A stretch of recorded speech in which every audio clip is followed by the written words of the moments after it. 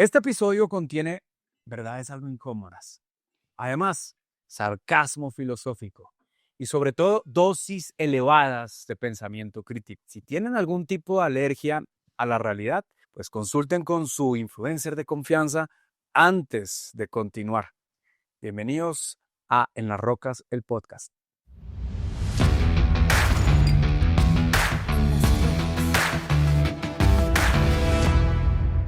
Bienvenidos a otro episodio en Las Rocas, el podcast, donde no hay hielo que enfríe estas preguntas que vamos a ver hoy. Y hoy tengo un invitado, un gran amigo, quien fue un ministro muy importante en el actual gobierno del presidente Gustavo Petro. Y ahorita, mientras que le va a servir un whisky en Las Rocas, quiero contarles que es un ministro, pues que en su ADN lleva la ciencia en medio de un presidente que quizás apenas sabía matemáticas. Un capital público mayoritario, 50 más 1.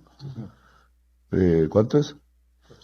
49, algo. Hoy se encuentra conmigo Arturo Luna, una eminencia de la ciencia. Es un científico colombiano muy reconocido y reputado que se desempeñó como ministro de Ciencia, Tecnología e Innovación. Es biólogo y además de biólogo, pues todo su énfasis fue en temas de biotecnología. Además, es doctor en ciencias biomédicas con especialización en microbiología, inmunología y bioquímica por la Universidad de Tennessee.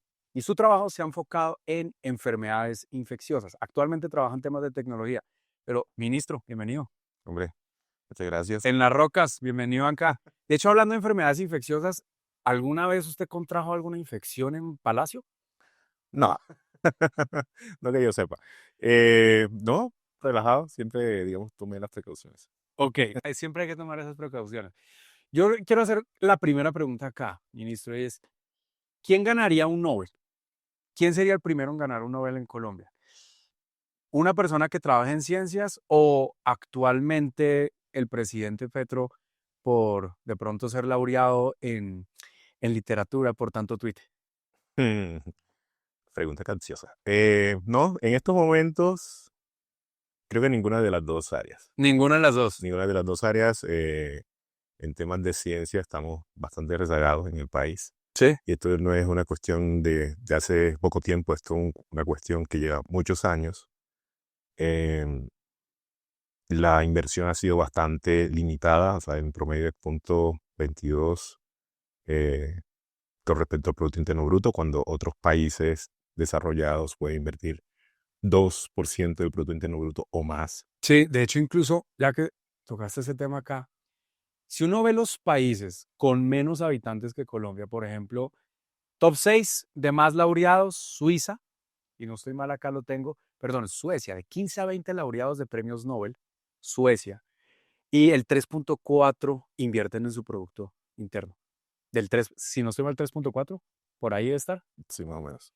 Suiza, 15 a 20 laureados. Canadá, 10 a 15, y todos son menos habitantes que Colombia. Y Países Bajos, que no está tan abajo, se queda bien arriba, top 10 del 10-15 laureados. Y nosotros tenemos 2 laureados hasta el momento. Gabriel García Márquez, que no le gustaba tanto el país, y otro personaje que quizás entregó mucho al país a ciertas personas.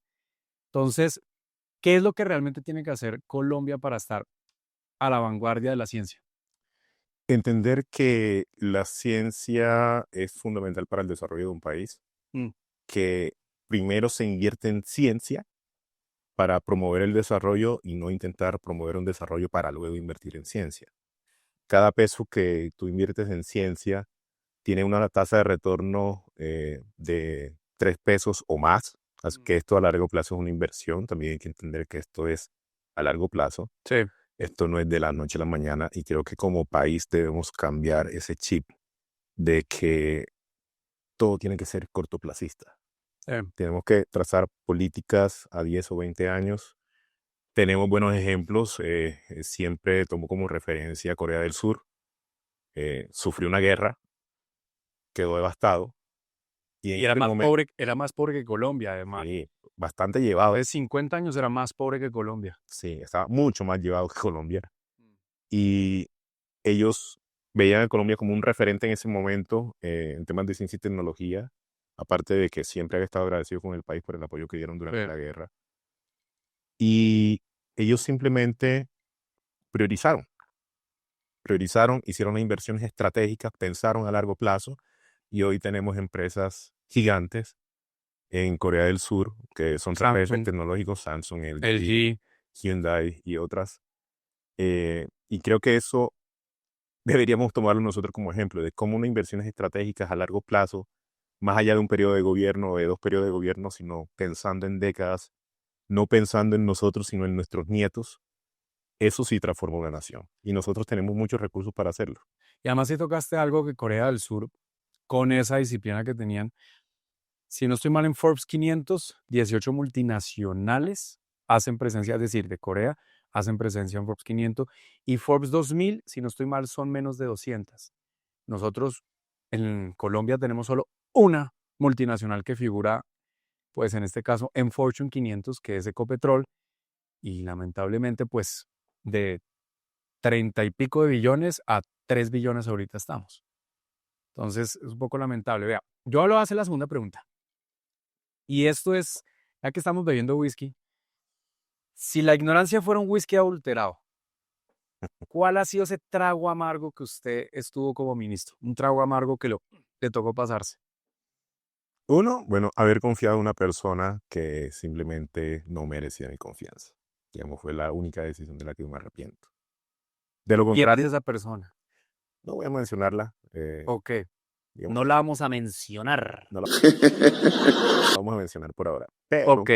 de seguro algunas personas que vean este podcast van a llegar a esa conclusión. Que van a ser muy pocos. Y pues en general, pues fue una buena experiencia. Me permitió ayudar a mucha gente. Y creo que esa es la parte bonita que saqué de eso, de esa experiencia. Y de hecho, es triste porque entiendo que el tema de la confianza lo es todo. Cuando entra como ministro, y si mal no estoy, eso fue lo que le dijeron a Colombia, que iban a tener un amplio presupuesto, pero ahora, pues usted es el experto acá. Si mal no estoy, los recortes que se le hicieron al Ministerio de Ciencia, Tecnología e Innovación ha sido el más bajo en un siglo, ¿sí o no?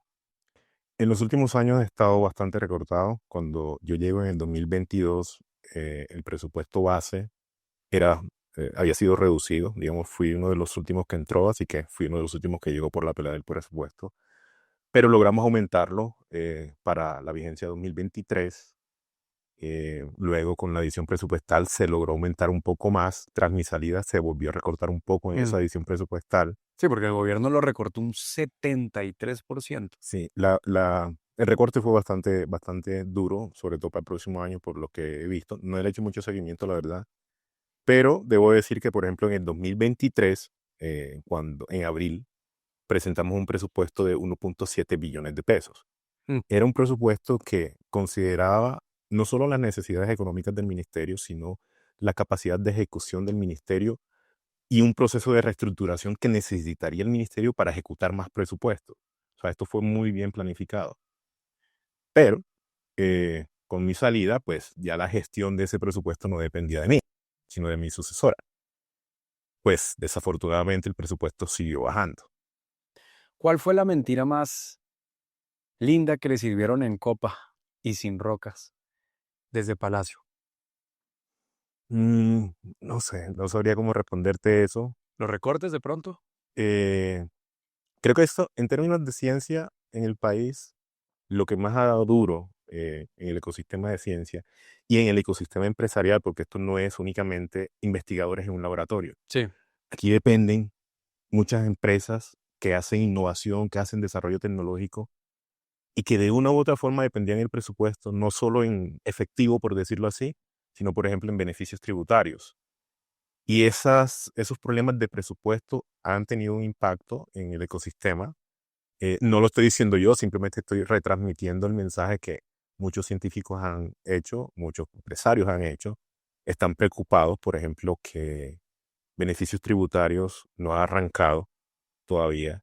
Y beneficios tributarios, si tú pones 2 billones de pesos en beneficios tributarios, que en términos fiscales es mucho menos que eso, tú puedes mover más de 16 billones de pesos en inversión en desarrollo tecnológico e innovación en el país. Entonces, eso hay que entenderlo de por qué es importante tener beneficios tributarios en Colombia y por qué hay que saberlos enfocar. Entonces, y también pensando a largo plazo, qué es lo que en realidad necesita el país en términos de ciencia, tecnología e innovación. Ok. Por ejemplo, inteligencia artificial. Sí, se ha vuelto un tema de moda, pero ¿cómo nosotros nos montamos en ese bus? No podemos competir bajo el mismo esquema de China, Europa y Estados Unidos. Tenemos que repensar cómo ingresar a ese mercado de inteligencia artificial pensando en nuestra biodiversidad, pensando en nuestro campo, que son los grandes Y ahí es un tema porque pues no hay recursos. muchos recursos, de hecho, justamente para las personas en tecnología, porque aquí en Colombia no tenemos inteligencia artificial, sino inteligencia artesanal. Y eso es un tema que es muy lamentable cuando uno ve otros países que van en esa vanguardia. Entonces, yo hago una pregunta. Vos como científico, como un hombre de ciencia, ¿cómo se siente ese Arturo cuando ve, por ejemplo, que un ministro como el de Salud, Jaramillo, que dice que hay que volver a la medicina ancestral? Cuando uno ve que estamos yendo para atrás y no para adelante como ha sido su propuesta, ¿cómo es eso? ¿Cómo se siente Arturo? Yo soy un tipo de ciencia de frontera, ciencia y tecnología de frontera. Entonces, cuando a mí me hablan de medicina ancestral, pues simplemente me da un dolor de estómago. ¿Por qué? Porque es que dentro de ese concepto de medicina ancestral hay mucha charlatanería. Sin embargo, yo siempre también he mencionado algo que esos conocimientos ancestrales que Sí. muchas comunidades tienen, porque han convivido con su espacio, su naturaleza por siglos, hay conocimiento valioso en términos de uso de plantas para ciertas condiciones de salud que se pueden estudiar, analizar y te pueden terminar desarrollando un medicamento, Ujú. una nueva dieta. A veces ni siquiera son medicamentos, a veces el entorno preventivo puede estar más enfocado a cambiar la dieta, cambiar los patrones de ejercicio y demás. Entonces, pero eso requiere ciencia y requiere inversión. Digamos, hay que refinar ese conocimiento que tienen nuestras comunidades indígenas, que tienen nuestros campesinos, porque ellos por siglos han dependido de su entorno y han vivido bien y gozan de buena salud.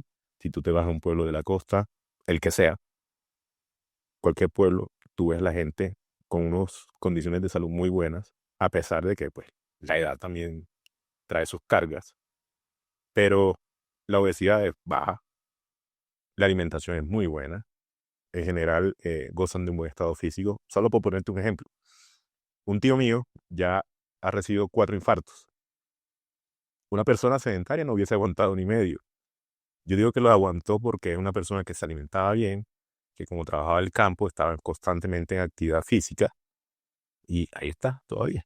Miércoles, 4 infartos. 4 infartos. Mi madre. ¿A usted le ha dado algún infarto? No, pasé un susto, pero no fue un infarto. ¿En presidencia pasó el susto? Estando en el cargo pasé el susto. Sí, Sí, sí. mucho estrés.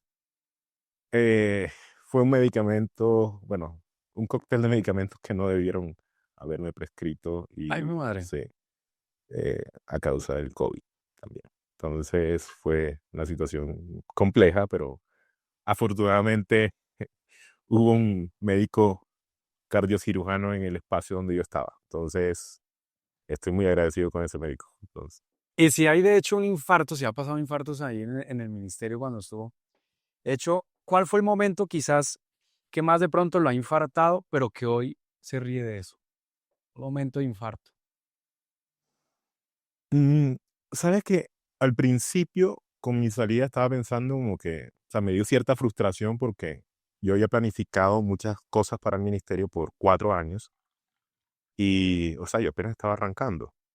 Yo incluso tomé una decisión de que hasta que no tuviera la casa en orden, yo no viajaba fuera del país a hacer gestión. Y así hice.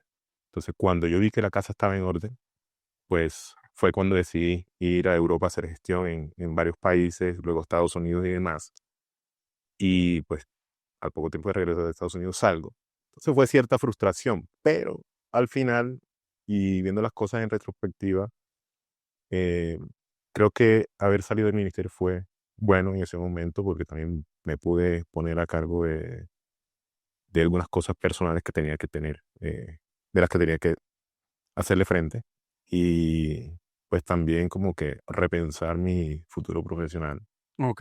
Entonces, en eso estoy. ¿Y cuál fue alguna propuesta muy ambiciosa que usted quería implementar en el ministerio y que no la pudo implementar por ese primer remesón que hubo? ¿Cuál?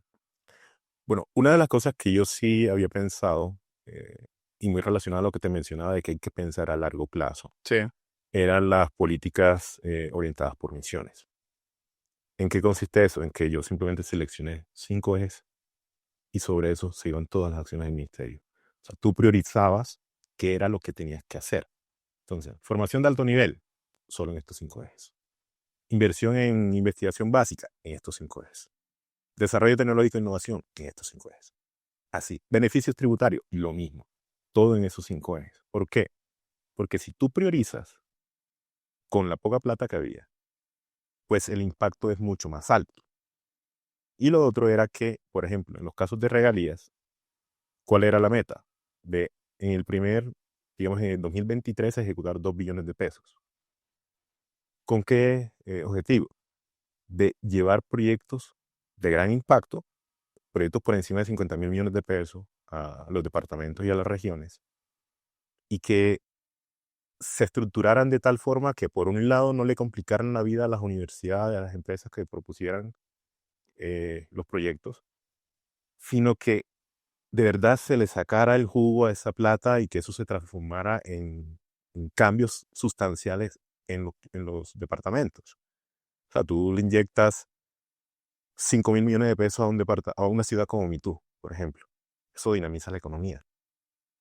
Contratas al proveedor de algunos servicios, al barrendero, pagas los recibos de energía, y eso ayuda a dinamizar la economía. Y eso también era un propósito de eso, de que la plata de la ciencia ayudara a dinamizar la economía de las regiones. Y que el impacto real en la población se percibiera al cabo de 3, 4 o 5 años, porque a la larga eso es lo que hace la ciencia. Esto no lo ves de un mes para otro. Esto lo ves en un periodo de varios años, y eso también hay que entenderlo.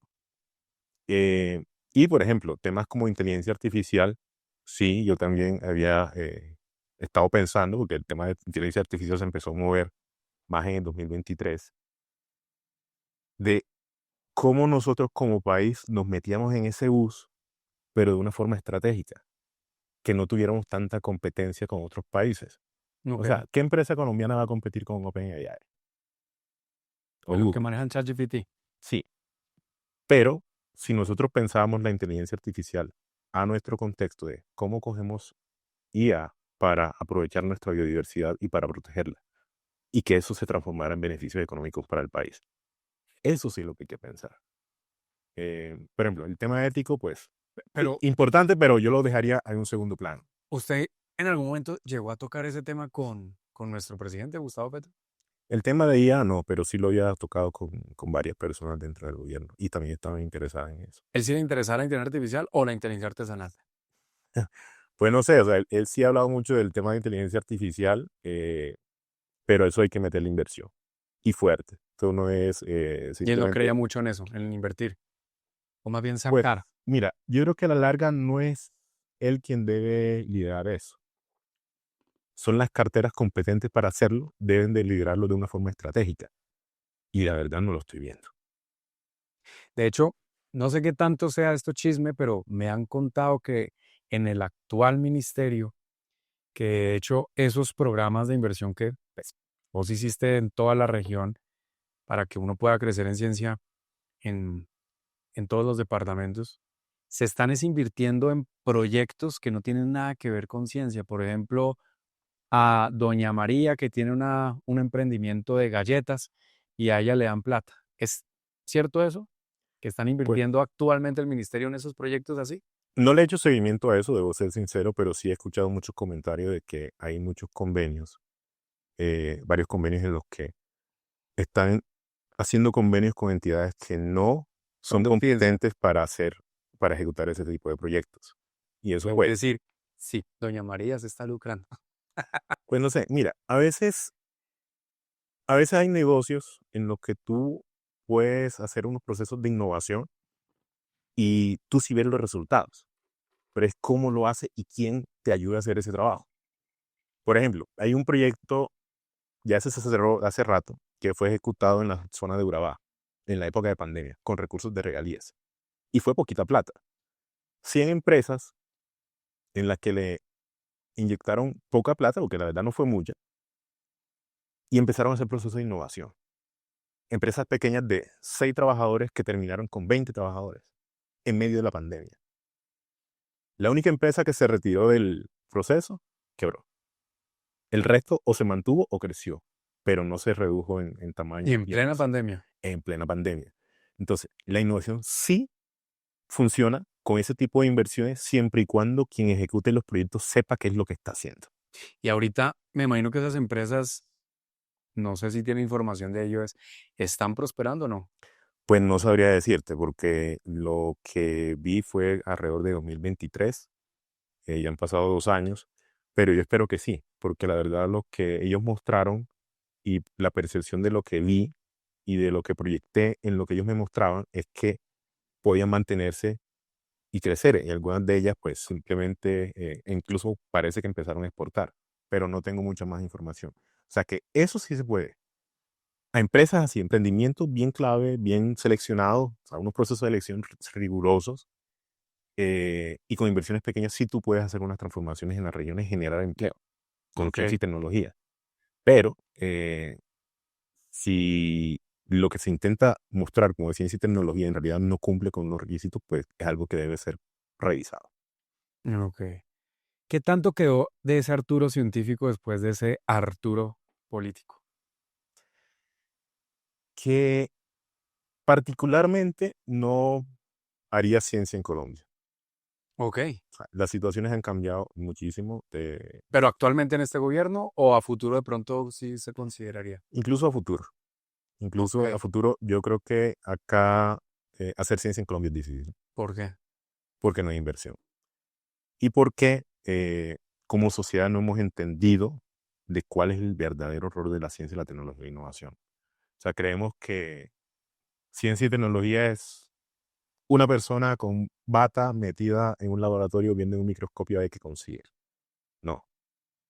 Ciencia y tecnología es quién te desarrolla inteligencia artificial en el país para resolverte problemas ambientales, por ejemplo, o quién te desarrolla eh, nuevos procesadores, o quién te identifica nuevos materiales semiconductores para la industria de chips, que es una de las, a futuro, en un futuro muy cercano, es una de las industrias que se va a disparar no solo por el uso de inteligencia artificial, sino por la aplicación de esas tecnologías y de esos materiales en Internet de las cosas, sensórica, en un montón de cosas que, o sea, si nosotros no nos metemos en eso, estamos fregados. De hecho, ahí tocaste algo que yo sí abogo bastante por el tema de la ciencia y la tecnología en general.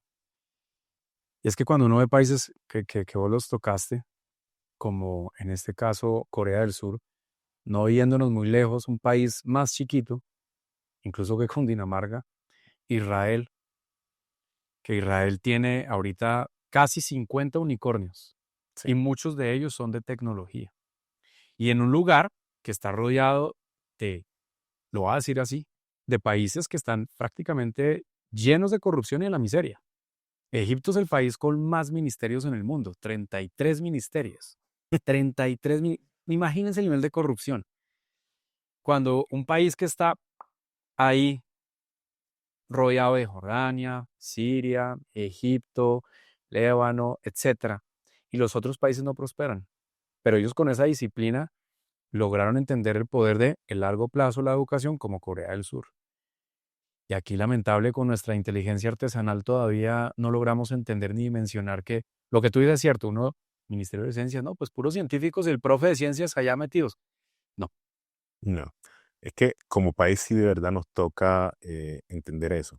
Mm. Mira, hay algo que muy bonito que me gustó en una visita que hice hace varios años en Reino Unido. Y es como en el Museo de Historia Natural de Londres llevaban a los grupos de niños a que vieran esqueletos de dinosaurios, varios especímenes de aves y demás. Que acá tengo, de hecho atrás hay un diente de mamut. Ah, interesante. Y este es un huevo de dinosaurio también. Muy bacano. Y ¿sabes qué es lo irónico de todo esto? Que nosotros, como uno de los países más biodiversos de este planeta, no tenemos un museo de historia natural Es muy donde llevar cierto. a nuestros hijos a, Buen punto. a ver lo que tenemos como país. Eh, Nuestro mejor y mayor recurso es la biodiversidad y no lo estamos aprovechando. Y por eso te digo, ¿cómo pensamos la inteligencia artificial en función de eso? Mm, Eso sí nos va a sacar adelante. ¿Ya? No pensando ahora en las consideraciones éticas de la inteligencia artificial, porque es que no estamos en ese momento. ¿Ya? Creo que la mm, ética de la inteligencia artificial depende de quién la desarrolle. mm. ¿Ya? Y eso, pues, un documento, un PDF que te diga que esto deben ser las consideraciones éticas, a la larga depende de quién las pone en práctica. Entonces, si tú utilizas inteligencia artificial con fines pacíficos, excelente. Pero siempre va a haber alguien que la utilice con fines bélicos. Siempre. Ya está pasando. Entonces, si nosotros como país no entendemos que ese valor que nosotros tenemos con la biodiversidad y que la ciencia, la tecnología y la innovación son las herramientas que nos ayudan a aprovechar esa biodiversidad, y no solo la biodiversidad también, sino todo lo que nosotros producimos en el campo. O sea, ¿cuántas especies de fruta tenemos nosotros?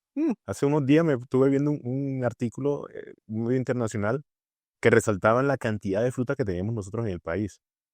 Entonces, todavía seguimos exportando cacao y café en grano. Materia prima, Materias normalmente. primas. Y frutas, pues, pocos. ¿Cuál es su fruta favorita? La maracuyá. Maracuyá. Yo creo que la de Petro es la pitaya. Sí, muchas cagadas, pues, de pronto, pero bueno. Ok, listo. Por eso, ¿cuál es el próximo paso? Si ya Arturo ya respondió que el Arturo de ciencia es el que está presente, no el político. ¿Cuáles son los próximos pasos de Arturo con la ciencia entonces? ¿Para Colombia o en otro lugar? Bueno, digamos desde mi posición actual, pues sí, quiero seguir trabajando por la ciencia en el país, de ayudar a que se puedan mover posibilidades para nuestros científicos, para nuestros empresarios también, porque creo que aquí hay mucho que hacer. Sí, bastante. Incluso eso fue una de las razones por las que no me fui del país en los últimos 2 años, a pesar de que sí tuve opciones de irme, decidí quedarme. Es que aquí hay muchísimo que hacer en términos de energía, en términos de biodiversidad, en términos de agricultura, en términos de tecnología de la información y las comunicaciones. Son unas posibilidades que como nación tenemos y tenemos que aprovechar, pero eso hay que meterle plata. Ya, eso hay que invertirle. En el Y sector privado, entonces, ahorita prefieres. pues tengo, digamos, algunos proyectos personales hacia el sector privado, precisamente aprovechando todo ese conocimiento que tengo, toda la red que he construido en los últimos 5 o 6 años aquí en Colombia.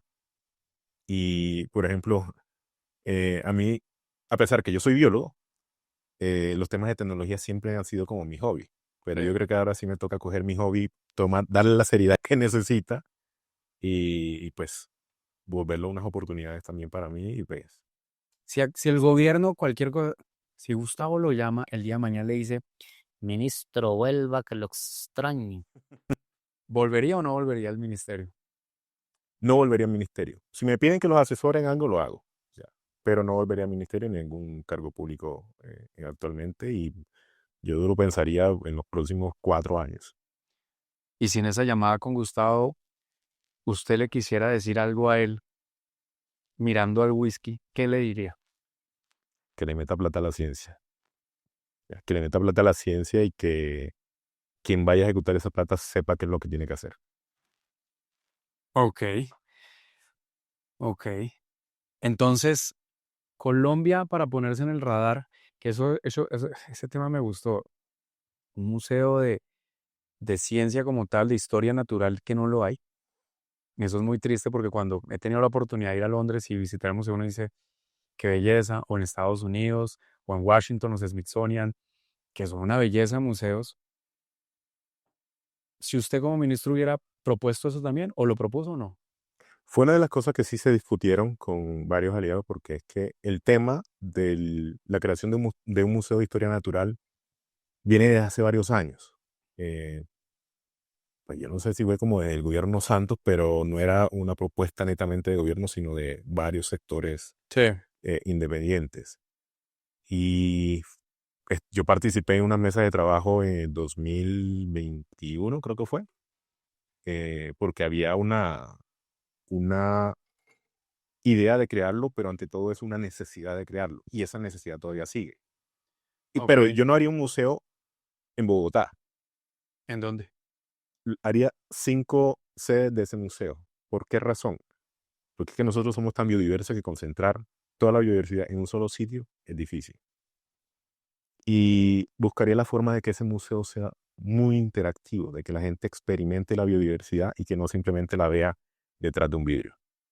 ¿Le pondría las mariposas amarillas de Gabo? Mm, Aquí tenemos muchas Muchas mariposas. mariposas Sí. y aves. Imagínate, cerca de 2000 especies de aves.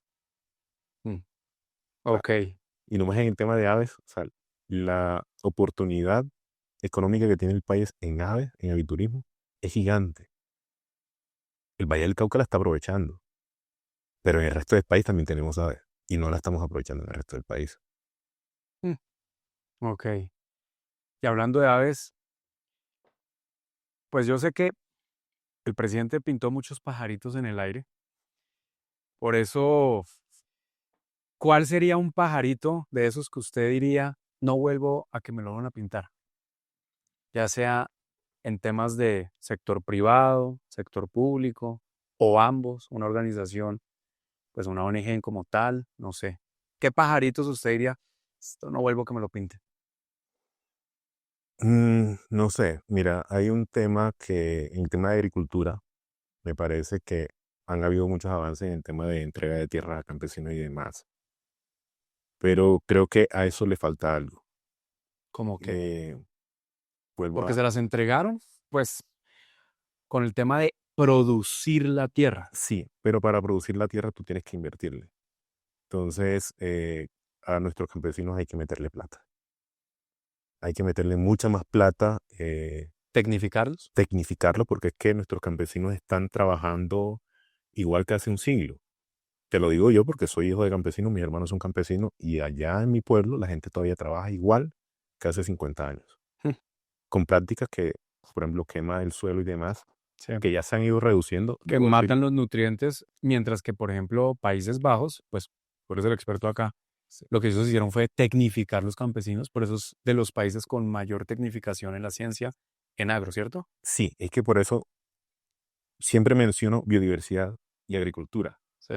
porque es que nosotros tenemos regiones tan diferentes que podemos producir una enorme cantidad de productos, pero no podemos quedarnos con productos básicos, con materia prima, sino productos que podamos transformar.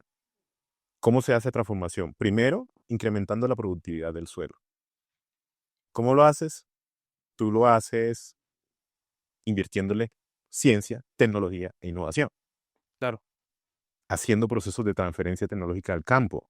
Aquí nosotros en Colombia tenemos entidades como Agrosavia que han hecho muchos trabajos, universidades, empresas que han desarrollado insumos, han desarrollado tecnologías, metodologías para aplicar, pero que todavía no se está llegando allá al campesino. La persona con el asadón, con el machete, para que no tenga que utilizar tanto asadón y tanto machete y que produzca mucho mejor. Entonces, creo que a ese componente del tema agropecuario en el país le falta mucha inversión en eso. No es solo entregarle la tierra, es darle las herramientas al campesino para que la trabaje, darles el conocimiento para que lo trabajen y lo produzcan. O sea, nosotros producimos, pero en estos momentos no sé cuántos millones de hectáreas de tierra para producción tenemos. Están subexplotadas y la productividad es muy baja. ¿Por qué? Porque si tú no utilizas la tecnología para aumentar la productividad, ¿cómo lo vas a hacer? Emiratos Árabes y otros países en el desierto están produciendo hasta frutas, imagínate.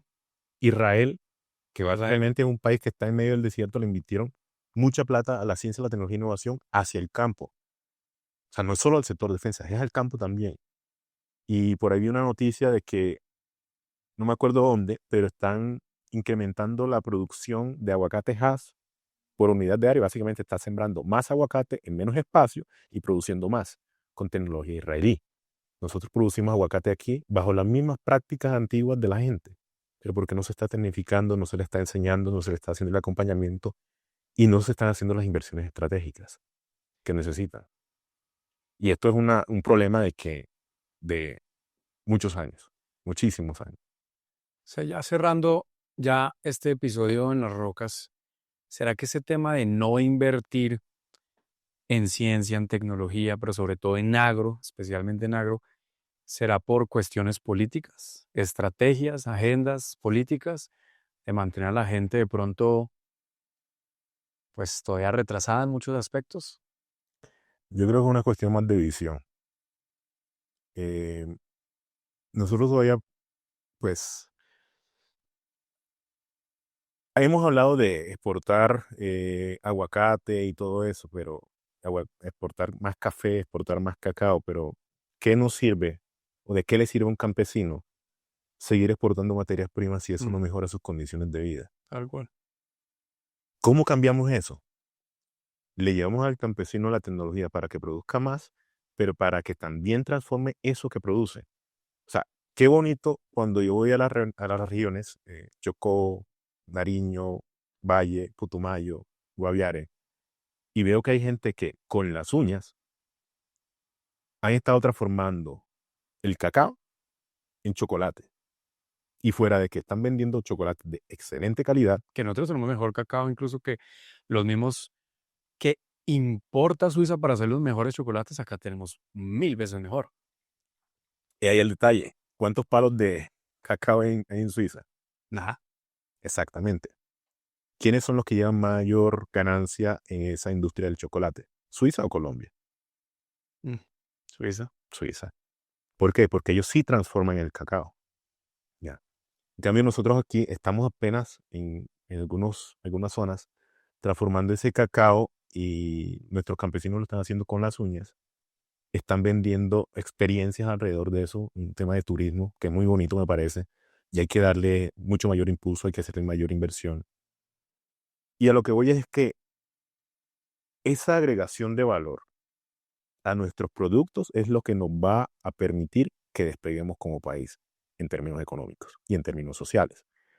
Porque si tú mejoras la producción pues, de algunos productos derivados de lo que nuestros campesinos producen, pues van a haber mejores ingresos económicos y nuestros campesinos van a tener mejores posibilidades de tener mayores condiciones de vida.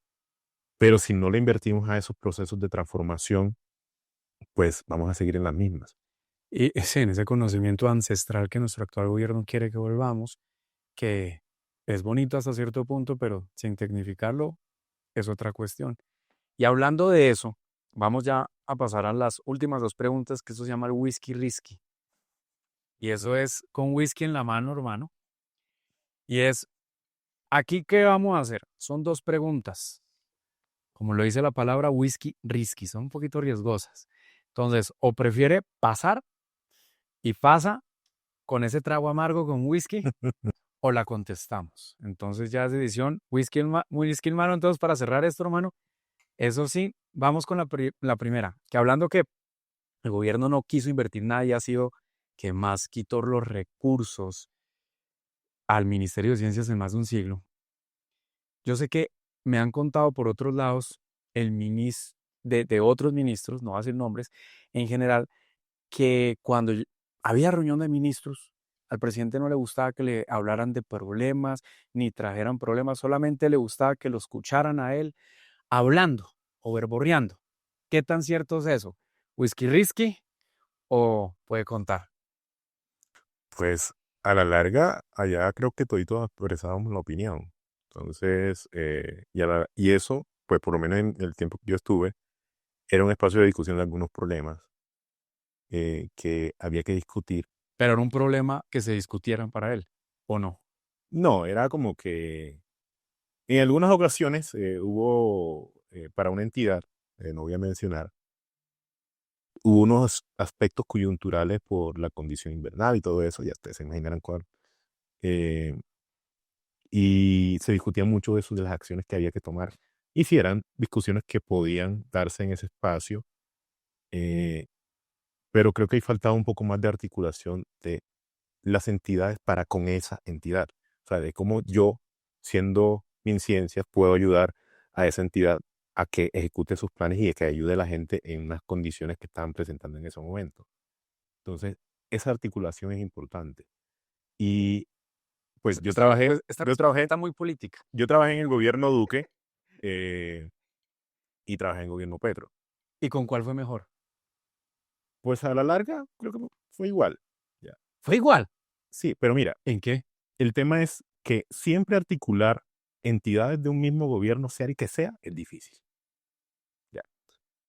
Complicado. Porque en el gobierno Duque también me tocó una labor de articular varias entidades para un temita. Pero Y ¿con quién fue difícil. mejor o más fácil lograr ejecutar esos proyectos? ¿Con el presidente Duque o con el presidente Petro? Pues a nivel profesional fue más fácil para mí durante el gobierno Duque, pero porque tuve más tiempo de hacerlo. Entonces tuve la oportunidad de... Porque Petro no dijo, se me van. Sí, porque en 8 meses es muy difícil hacer algo así. Entonces, Ok. esos procesos de articulación demoran. Construir Me dan política el pública paso, se van. demora. Creo que como Estado nos toca madurar mucho todavía. Ok. Bueno, como profesional, mejor con Duque. ¿Y en lo personal? Pues yo creo que con ambos. O sea, Bueno, pues profesionalmente creo que el hecho de haber sido ministro me ha abierto muchas puertas y todo eso. Todavía tengo el reconocimiento de mucha gente. Personas que estando en el ministerio pude ayudar, por ejemplo, cuando abrí algunas convocatorias para becas, hay becarios que me agradecieron eso, porque también cambié el enfoque de cómo acceder a las becas, de cómo personas de las regiones que, por ser de las regiones, en las condiciones actuales, tienen menos oportunidades para acceder a una beca, pues yo ajusté esos procesos para que una persona en La Guajira tuviera las mismas posibilidades de acceder a una beca que una persona en Bogotá. Eso a mí me llena de orgullo. Y creo que profesionalmente y a modo personal fue muy satisfactorio para mí. ok. Ya. Es decir, que en palabras más, palabras menos, sí era complicado conversar con el presidente. Pues yo creo que con cualquier presidente a la larga. O sea, Ok, con cualquiera. Listo. Pasemos entonces a la siguiente. Hace poco, esta pregunta no la había tenido en el radar, pero cuando vi la noticia hace unos días que el presidente dijo que aquí nadie toma. ¿Qué tan cierto es eso? Es decir, yo puedo invitar acá a Gustavo Petro a tomar o él, no, o él dice que no toma. pues no sé, igual una cervecita no cae mal. Ok. Y en los ministerios, a veces en la Junta de Ministros, ¿se tomaba de vez en cuando o no? No, Ok. no. ¿Se tomaban decisiones? Se tomaban decisiones, sí. Ah, bueno, primero se tomaban decisiones, pero ni siquiera en las rocas las decisiones. No, Frías, frías, porque pues algunas no han podido ejecutarse. pues en ese tipo de cargos toca tomar decisiones con cabeza fría. Ok. Ya. Gústele a quien le guste. Hay algo que hay que tener en cuenta, es que cualquier decisión que tú tomes en un cargo de eso, hay alguien al que le va a gustar y hay alguien al que no le va a gustar. Y simplemente hay que tomarla y asumir las consecuencias. Punto. Pero hay que tomar decisiones con base en la evidencia y pensando muy bien cuáles van a ser los resultados. Eso sí hay que tenerlo claro y yo creo que eso aplica a cualquier cargo. Ok. ¿Ya? Porque, por ejemplo, si yo soy gerente de una empresa y me toca hacer recortes, pues, o sea, mucho lo siento, pero si Hay gente que le pero gusta cuando a futuro toca hacerlo. y hay gente que no le va a gustar. Y hay gente que no le va a gustar. ¿Qué gente de pronto en el gobierno no le gustaba? Hay No sé. gente. O sea, a mí me gusta la gente que hace las cosas. Ok. Me gusta la gente que... Es decir, no le gusta para nada todo el gobierno. No, dentro del gobierno hay mucha gente que hace las vainas. Sí. Sí, hay gente que es muy juiciosa con las cosas que hace. Y como en todo gobierno, hay gente que habla más de lo que hace. Entonces, pues yo con eso casi no me las llevo bien. Y ya para finalizar aquí, Arturo, esta es la última pregunta y es whisky risky. Vamos a ver, aunque esto ya está más en las aguas que en las rocas. En todos los ministerios siempre hay personas que no nos gustan. A mí en lo personal, odio ese tipo de personas que dicen CBY. Y CBY no es un tipo de color ni nada por el estilo, es como voy yo. ¿Hubo gente que le dijo CBY? ¿Hubo gente corrupta al gobierno en algún momento o no? No, pues a mí no se me acercaron, porque igual creo que algo que me caracterizaba es que mucha gente me conocía en temas de ciencia y tecnología en el país desde mucho antes de haber sido ministro. Entonces eso es una ventaja, y también el hecho de que mucha gente sabe que yo no voy a cambiar mi integridad ni mis principios por plata. Y eso sí lo tengo claro. Prefiero pasar hambre. Ok. Como los niños de La Guajira que están pasando hambre por las promesas que se congelaron. Sí. Pero es que el tema de La Guajira es complicadito, porque es que esto no es una cuestión de este gobierno, esto es una cuestión de varios gobiernos, uno tras otro. Y no solo el gobierno nacional, son los gobiernos locales también. Ok. Y La Guajira creo que ha tenido la suficiente plata para solucionar esos problemas por muchos años. O sea, esto no es cuestión de los últimos 3 años. Pero allá sí hay mucho CBY, ¿no? Y por eso lamentablemente hay muchos niños pasando hambre y muchos también con el tema, esperando todavía como dicen, las volquetas estas de agua. Yo creo que siguen en Bogotá porque hay mucho tráfico acá, pero bueno. No, yo creo que lastimosamente en varias zonas del país el término de corrupción se ha normalizado. Sí. Y esto es algo que, o sea, jue madre, o sea, quien llega al Estado a robar plata simplemente no tiene compasión del resto de la gente. No le importa si un niño en La Guajira se muere deshidratado o se muere desnutrido. O le roban al PAE, lamentablemente también. Es una cuestión de principios, y son simplemente gente que por cualquier centavo venden sus principios. Entonces, esto es un tema que como nación debemos entender de que la corrupción cuesta vidas. Sí. Los niños en La Guajira son vidas que se pierden. Tal cual. Y aún los niños que sobreviven en esos temas de desnutrición, y está comprobado científicamente de que un niño desnutrido tiene menos posibilidades de mejorar económicamente su vida y la de su familia.